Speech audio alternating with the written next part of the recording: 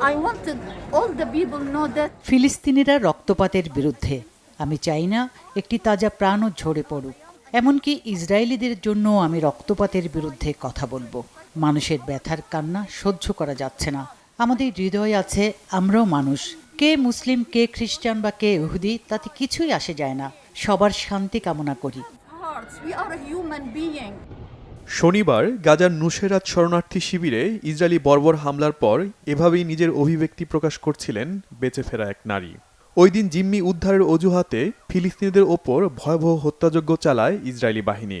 ফিলিস্তিনি যোদ্ধা এবং ইসরায়েলের সেনাদের সাথে 2 ঘন্টারও বেশি সময় ধরে সংঘর্ষ হয়।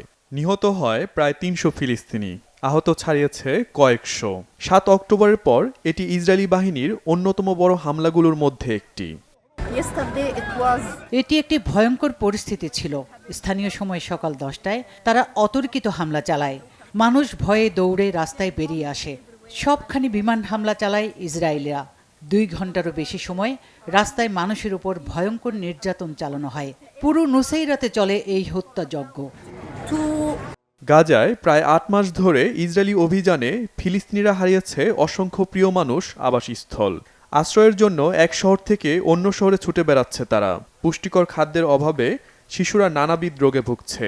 নেই পানি, নেই বিদ্যুৎ, উদ্বেগ আর দুঃখের মধ্য দিয়ে যাচ্ছে প্রতিটি মুহূর্ত। people here in Gaza. গাজার প্রতিটি মানুষের জীবন সীমাহীন দুঃখ আর দুর্দশায় পূর্ণ। আমরা কতটা দুর্বিষহ পরিস্থিতির মধ্য দিয়ে যাচ্ছি এটা কে জানে বলুন। বিদ্যুৎ নেই, পানি নেই, পুষ্টিকর খাবার নেই। আপনি আমাদের তাঁবুর ভেতরে দেখুন, এখানে আর কোনো স্বপ্ন বসবাস করে না। আমাদের প্রতিদিনের চাহিদা কে মেটাবে? সাধারণ ফিলিস্তিনিরা এখন যুদ্ধবিরতির বিপরীতে আর কিছুই ভাবতে পারছেন না।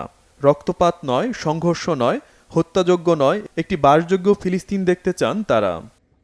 শহীদ Arafat, Bangla Vision news desk.